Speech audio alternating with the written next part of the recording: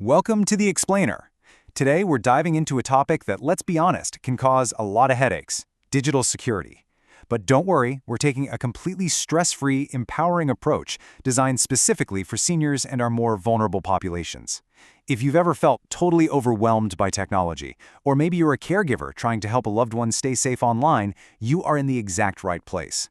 We're going to strip away all that confusing tech jargon and focus on practical, comforting steps to keep you secure. Okay, let's jump right into this incredibly relatable quote from a recent Irish study on older adults and cybersecurity. "I'm 73, you can't expect me to have multiple passwords." I absolutely love this because it hits the nail right on the head. It perfectly captures how overwhelming the digital world has become for so many of us. The researchers interviewed dozens of older adults, and this exact sentiment just kept coming up over and over again. People are tired, they're frustrated, and honestly, they're totally right. Managing all this digital security has become a massive cognitive burden, and it's completely understandable to feel like the tech industry is just expecting way too much from us. Now check out this staggering number: 168. That is the average amount of passwords a single user is expected to manage as of 2024. I mean, just let that sink in for a second. 168. Expecting anyone at literally any age to memorize or even safely manage 168 unique, complex passwords is just an entirely unrealistic expectation. It completely goes against how human memory actually works. Section 1. Password frustration. The authentication loop.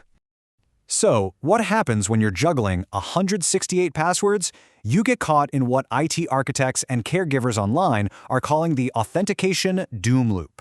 You know the drill. You try to log in, you forget the password, you click reset, it texts a code to your phone, you try to read the code, the screen times out, and boom, you have to start the whole shebang all over again. It is completely normal to feel exhausted by these constant prompts and security checks that basically feel like they're blocking you from your own accounts. Listen to me on this. You are not doing anything wrong. The system itself is just incredibly flawed. Section 2. Practical strategies. Validating coping methods. Now here is some great news. That research from the Irish study actually found that storing your passwords in a physical diary or notebook at home is a perfectly sound strategy. I know sometimes tech experts can be a bit rigid, telling you to never ever write anything down, but practically speaking, online hackers operating from thousands of miles away cannot magically access a notebook sitting inside your desk drawer. For a lot of seniors, having a physical book provides direct control and real peace of mind. It bypasses the mistrust some folks feel toward digital password managers, and it's just a highly effective, low-stress way to stay organized. But hey, if you are forced to create a brand new password, consider using a passphrase instead of a jumbled, impossible-to-remember mess of letters and numbers.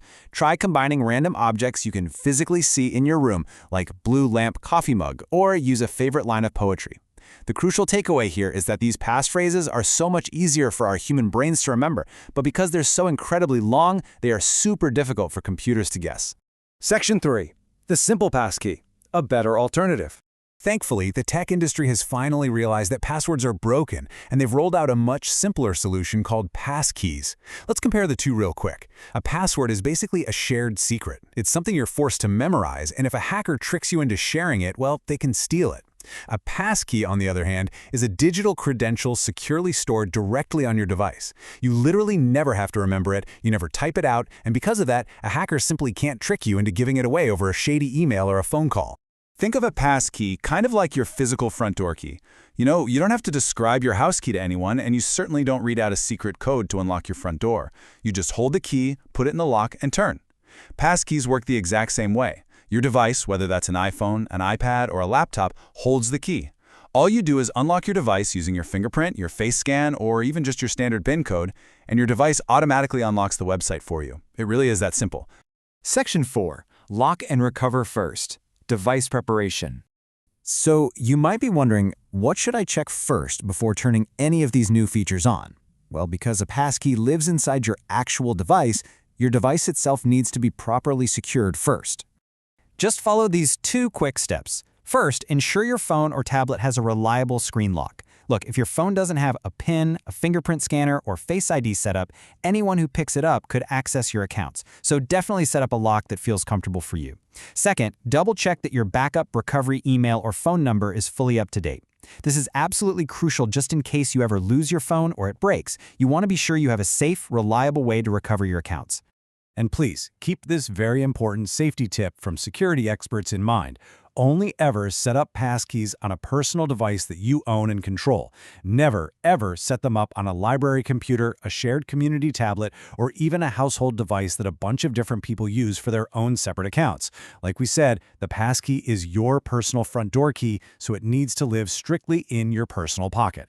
Section 5. Gradual Migration Plan. Step-by-step approach. Listen, you absolutely do not need to change everything in one single afternoon. In fact, rushing is usually when mistakes happen. By taking a phased, step-by-step approach, you can build your confidence slowly. Maybe in week 1, just try setting up a passkey on your primary email account, like Google or Apple. Then, in week 2, once you're a bit more comfortable with how it feels to just use your fingerprint or face to log in, try it out on a shopping site like Amazon. Finally, by week 3, you can move on to your more sensitive banking portals. Nice and easy. Remember, at the end of the day, good security should make you feel safer, not trapped. If you ever feel confused by a prompt popping up on your screen, it is always okay to hit pause. You don't have to adopt passkeys overnight. It is perfectly fine to stick to your trusty physical notebook for now. And you should always feel empowered to ask a trusted family member or caregiver to sit down and read through the instructions with you. We hope this explainer has brought you some comfort and clarity in managing your digital life. I'll leave you with this final thought from our sponsor. This information is brought to you by Dan Dewick of Microdyne Computer Services. If you enjoy this content, please consider giving it a like and subscribing. We are new to YouTube. Dan is a huge advocate for the elderly and our more vulnerable population. On this channel, you will find easy-to-understand cybersecurity tips and information, along with some more advanced information on computer architecture and design. His goal is to create a little something for everyone in the technology area. Thank you so much for watching, Dan and the Microdyne team. Thank you again for joining us. As you look at your devices today, ask yourself, what is the one digital key you can change this week to finally unlock your peace of mind?